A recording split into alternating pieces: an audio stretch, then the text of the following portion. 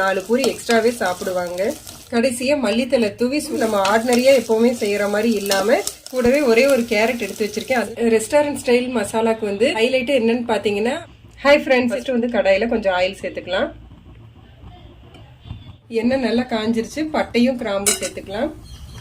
கூடவே கடுகு, சோம்பு, கொஞ்சமா சீரகம், கடலைப்பருப்பு நல்லா பொரியட்டும்.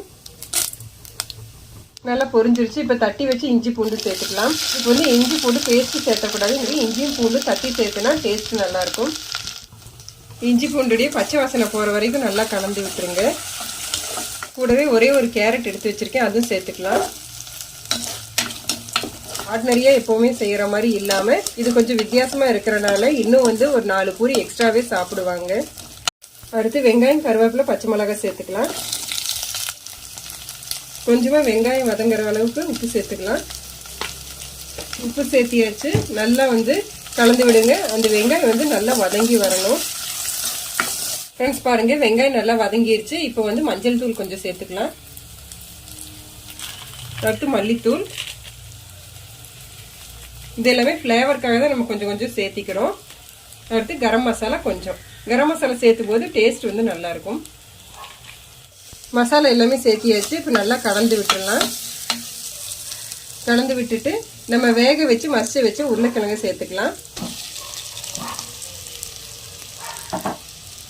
இது ஃபர்ஸ்ட் தண்ணி சேர்த்தாம நல்லா கலந்து விட்டுருங்க.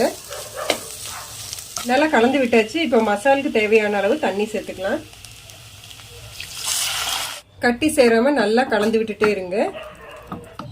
பாருங்க ஃப்ரெண்ட்ஸ், அந்த உருளைக்கிழங்கு நல்லா கொதி வந்துருச்சு. இப்போ தேவையான அளவு உப்பு சேர்த்துக்கலாம்.